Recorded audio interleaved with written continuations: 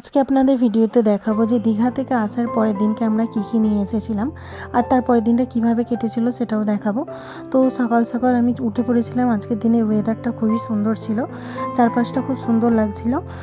দীঘা থেকে আসার পর যেহেতু সবাই খুব টায়ার্ড ছিল, তাই সকাল সকাল আর চা বা কিছু করেনি, একেবারে পরোটা ঘুগনি কিনে নিয়েছিল, সেটাই আমরা সবাই মিলে খেয়েছিলাম।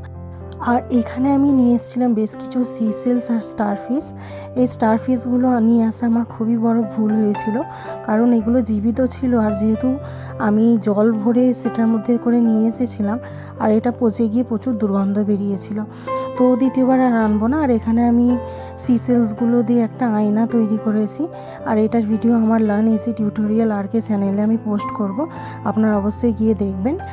আর তারপরে এখানে বেশ কিছু খাবার নিয়ে এসেছিলাম, যেমন সন্দেশ, কাজুর পাটালি, কাজুর নাড়ু, প্যাটিস, বিভিন্ন রকমের খাবার নিয়ে এসেছিলাম। তার মধ্যে যে এই সন্দেশটা রয়েছে, এটা খেতে খুবই বিচ্ছিরি ছিল। ওখানে প্রায় খাবারই খুব একটা ভালো থাকে না, যেগুলো খেলে পেট খারাপ করে।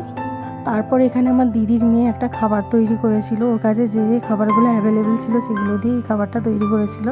সে এটা দেখে আমরা খাবো না হাসবো সেটাই ডিসাইড করতে পারছিলাম না। তারপর দুপুরবেলা আমরা লাঞ্চে খেয়েছিলাম পুঁই শাকের একটা তরকারি, আর তার দিয়ে হালকা পাতলা ডাল খেয়েছিলাম। যেহেতু দীঘা দিয়ে আসার পর সবারই শরীরটা খুব অসুস্থ ছিল, আর প্রায় দীঘার খাবার খেলে সবার পেট খারাপ করেছিল, তো সেই জন্য হালকা পাতলা এরকম খাবার আমরা তৈরি করেছিলাম। তারপর সন্ধেবেলা একটা কোল্ড ড্রিঙ্ক খেয়েছিলাম। কোল্ড ড্রিঙ্ক খাওয়ার পর সন্ধেবেলায় দুধ দিয়ে পাস্তা তৈরি করেছিলাম।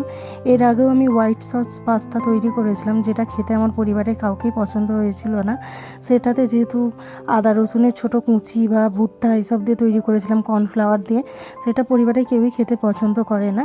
আর এই পদ্ধতিতে যে আমি পাস্তাটা তৈরি করি, এটা সবাই বাড়ির খেতে পছন্দ করে, তো প্রায়ই আমি এটা করে থাকি।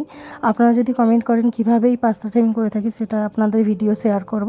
তো ভিডিওটা কেমন লাগলো অবশ্যই কমেন্ট করে জানাবেন। Thank you.